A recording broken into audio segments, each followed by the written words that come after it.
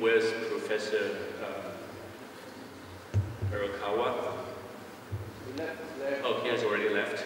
All right. So, questions? Yeah.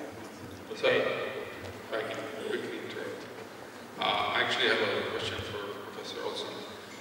I'm wondering, when you were doing your selection for these growth factors or transcription factors to get from fibroblast to this GFP activation, were you culturing them in 2D or in 3D? And do you think if you were doing that in 3D, if you weren't doing so, maybe you could get a cocktail that would be more effective or better or something like that?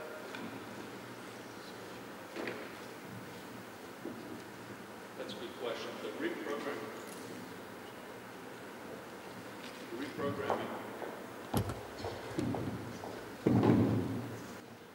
The reprogramming assays were initially done just in regular 10-centimeter tissue culture dishes on plastic. But I think your question is a good one. I think the reprogramming, maybe one of the reasons it works so well in vivo is because when you do it in vivo, the fibroblasts are in a persistently contractile environment surrounded by other types of cells in a three-dimensional matrix, and I think that probably would further enhance reprogramming. We're currently looking at how various biomatrices, growth factors, and substrates can further stimulate that process. So you don't think there's like mechanobiology that's going on that's more important than these? Or? Well, I think those transcription factors, I think, are critical to set a cell into the right transcriptional state. But I think there are mechanical and probably electrical events that take place in cardiomyocytes that further drive them towards maturity.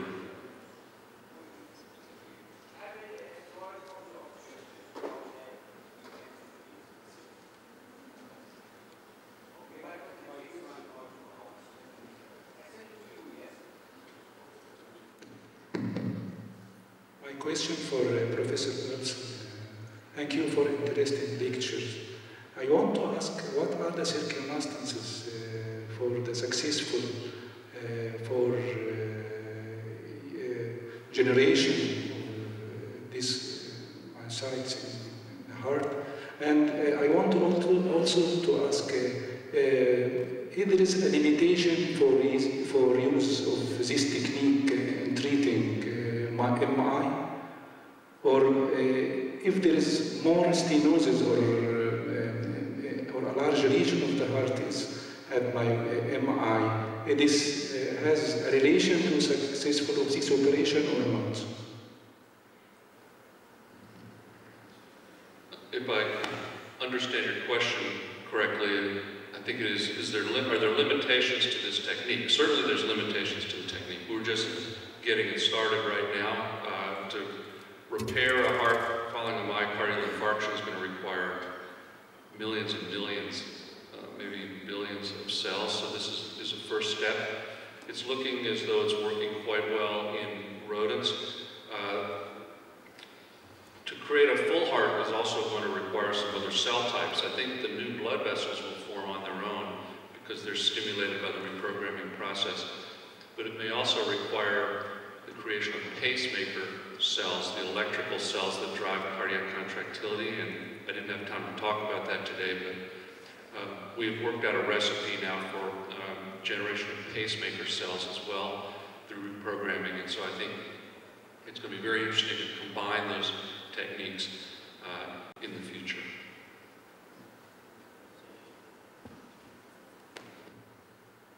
My question is for Dr. Wilson again. So congratulations, nicely you have shown the reprogramming of fibroblasts.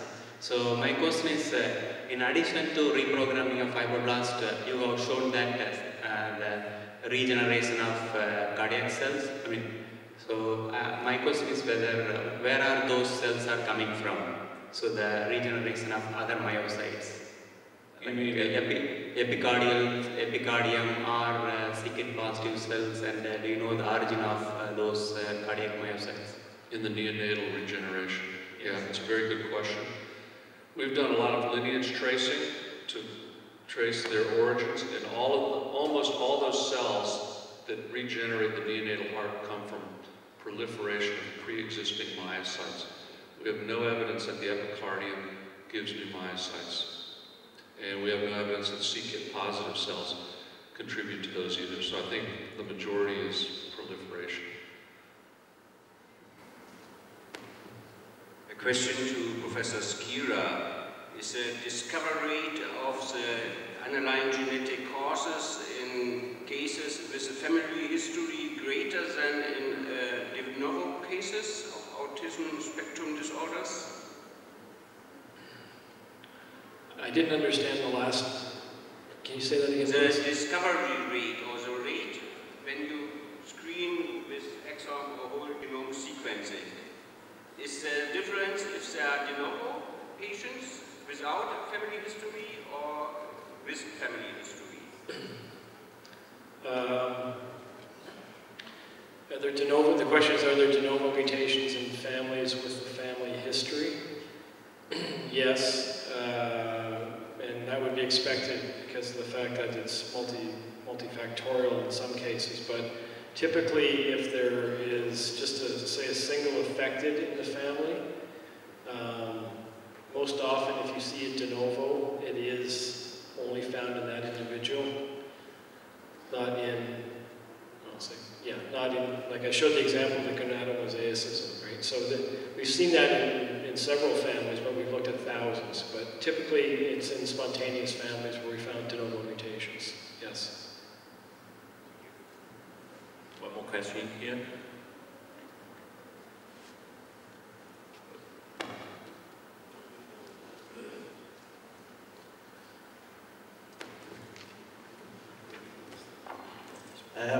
My question to Professor Olsen again, and it is relating to the reprogramming of the fibroblast to cardiomyocyte. You're reprogramming the fibroblast by putting the GHMT. I'm just wondering the mechanism of the reprogramming itself, because here there are 4 factors, and how is the mechanism by which the cell takes these 4 factors in one go, and is there any competition between one factor over the other, or the cells takes them equally? And if the cells takes them equally, is there any evidence for that? Thank you. So these are really important questions. The 4 factors, GHMT, as I showed, are optimal in our hands for reprogramming, but the reprogramming process is not entirely efficient, so it's about 10 to 20%. That's actually quite good relative to other types of reprogramming, like IPS reprogramming, but it's not perfect. We don't know why that is. It may be because those 4 factors have to achieve a precise stoichiometry in a cell in order to reprogram it, and maybe they only achieve that in a small subset of cells. It may be that there's heterogeneity in the starting cell population and only a subset are amenable to reprogramming. Now, we've done an experiment that you're probably thinking about, and that is we've used inducible vectors to express those 4 factors, and then have turned off the inducible vectors at various time points later to ask, does it require the persistent expression of those factors to sustain the cardiac phenotype?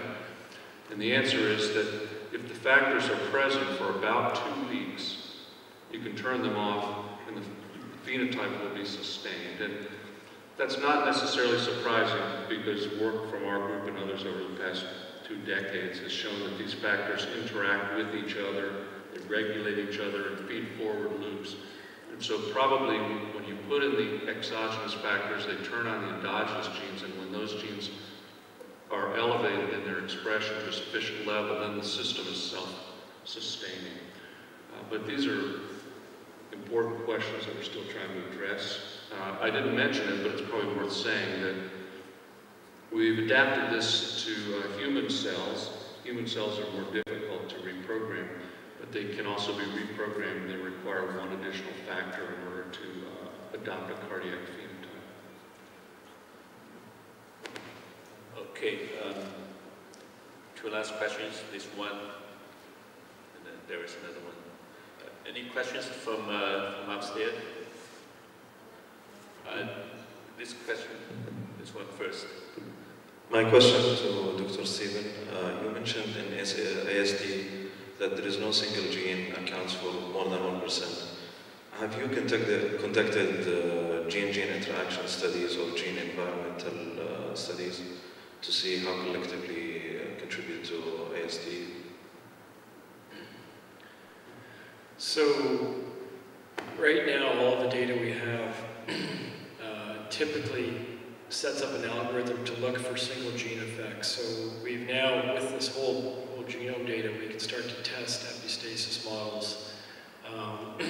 So the short answer is we do have many examples of families where we have, and I showed one, good evidence that there's 2 or more genes acting towards the phenotype in that family. To get to the question of environmental effects, we've looked at populations that have unique characteristics. So, for example, in vitro fertilization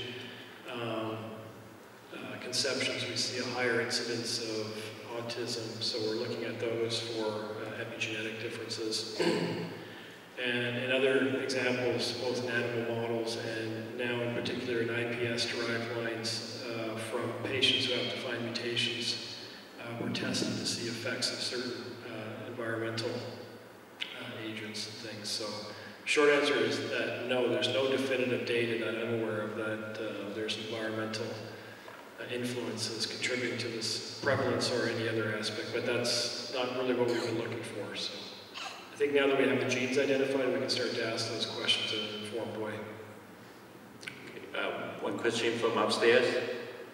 I want to ask about, for cardiology, because of septal defect, example, atrial septal defect of ventricular septal defect, which is occur in early in neonate period. So why there is no proliferation occur and close this defect? Is there is because of gene defect?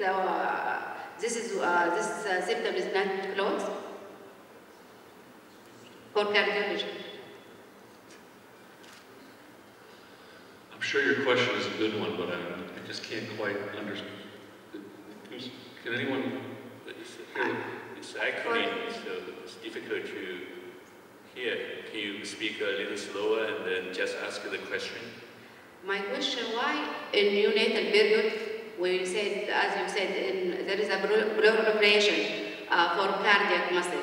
So for septal defect, for example, atrial septal defect, ventricular septal defect, there is a defect, but there is no proliferation to correct this defect.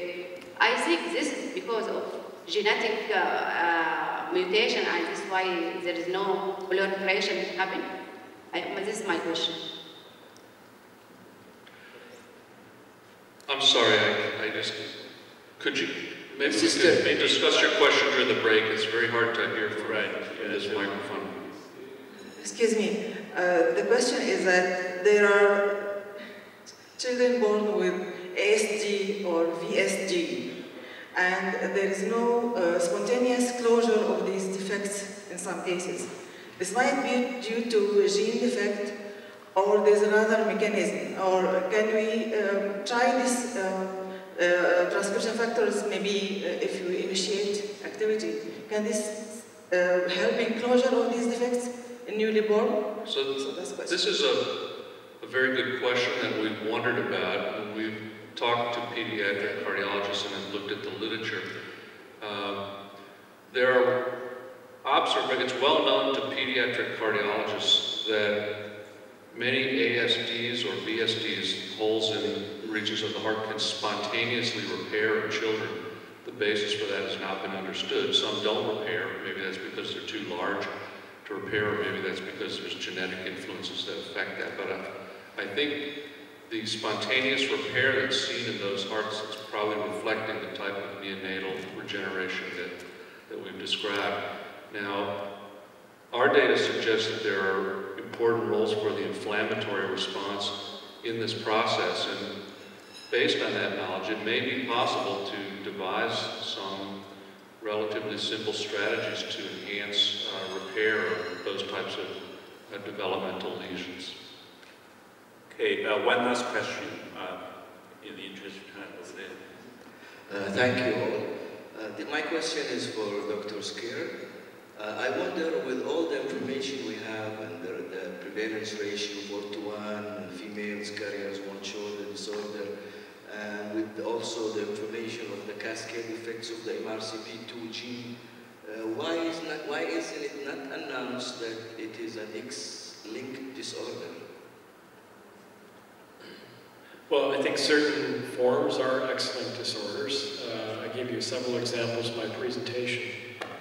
I think there's something like 110 different syndromes that now have been identified to have some type of a autism phenotype, and the majority of those are linked to genes that are on the X chromosome that are involved in intellectual disability. So, but it's not exclusive to that. I also showed you some examples of autosomal genes. Is that what you're getting at?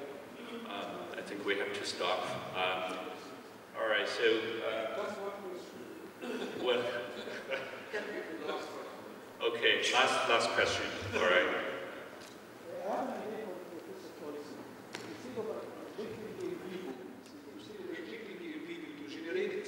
Fibromyocytes.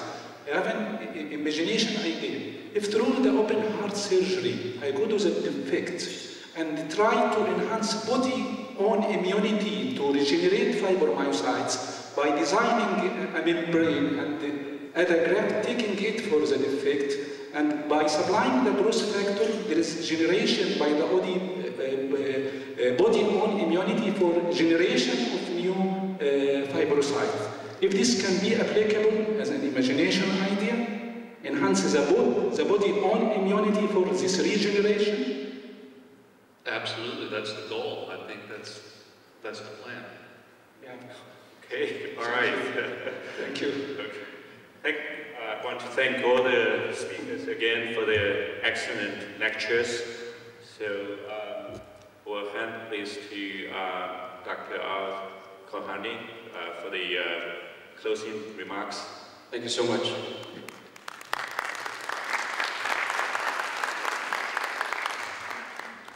It's the time to go. I would like to thank all the speakers for their time with us over here, and this was an excellent experience for the students, for the people involved, and hopefully that we'll see you next year, inshallah, at the same time. Because we decided as an executive committee with improvement from the high administration last week that it should be every year, mid-November, that the conference will be done, and hopefully it will be much better from time to time. I know the audience not that much, but we just controlled by the moon side, because this is the level that they can occupy in a very nice way. Now is the time to announce the award for the poster session, and I will let Dr. Adil to announce the winners. Well, actually,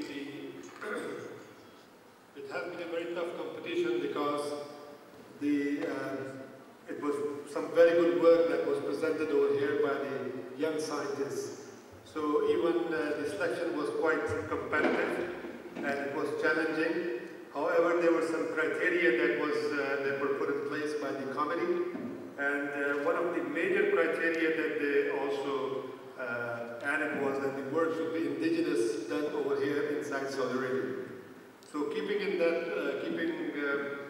all of that in view, they decided the winners, and we are very much pleased to announce we've got 3 poster awards that will be given right now. The 3rd position goes to the poster titled Azoospermia Factor Microdeletions, Common Tag STSs in Infertile Men with Azoospermia and Severe Oligospermia from Egypt, presented by Nasser al-Hawari, Naveen Saifuddin, Marwan Zaki, and Hiba Ria. Please. Congratulations. And the winner of this, they're from Makkah, they're from Al-Qura University, and the prize is 2,000 Saudi riyals.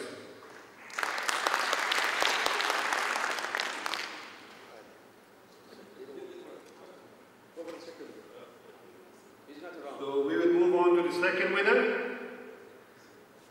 The second prize goes to the poster Identification of Frequent MT-NRIG Methylation in Breast Cancer Following the Application of High-Throughput Methylome Analysis, presented by Shiloh Matthew, Adnan Kardar, Jodad Al-Marabi, and Ashraf Tadoul from University.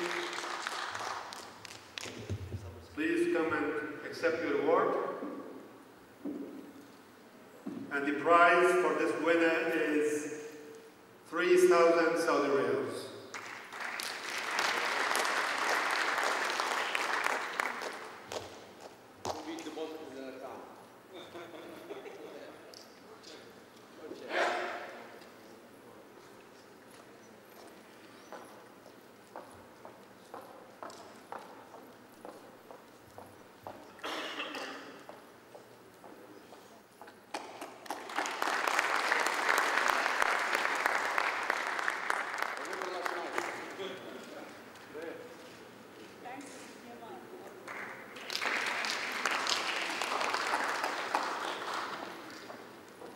And now we have got the top award, the first prize. And the winner for this poster is the poster titled Sunitinib Effectively Reduces Collagenic Acute Myeloid Leukemia Cells, presented by Manan Al-Atabi, Samah Layati, Fatima Al-Ghazi, and Farid Ahmed.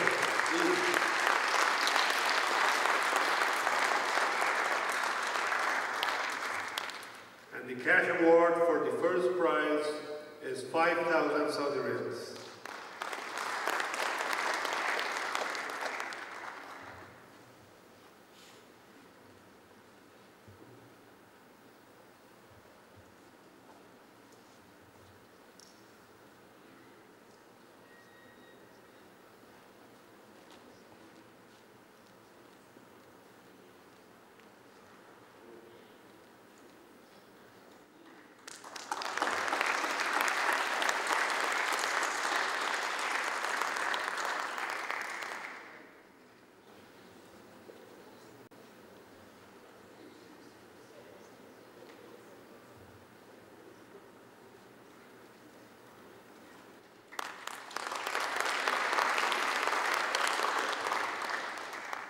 I would just like to announce that there are some trophies that will be awarded at the gala dinner tonight. Just for men only. Just for the Young Scientist Award, there's almost four or five applicants, and none of them implemented what's the condition which has been asked for. So we delayed for the next year. Thank you so much for your coming. And for the sign, we have a meeting at the second floor for our scientists for just about 10 minute or 15-minute meeting. It will be faster enough to go to the hotel. Thank you so much.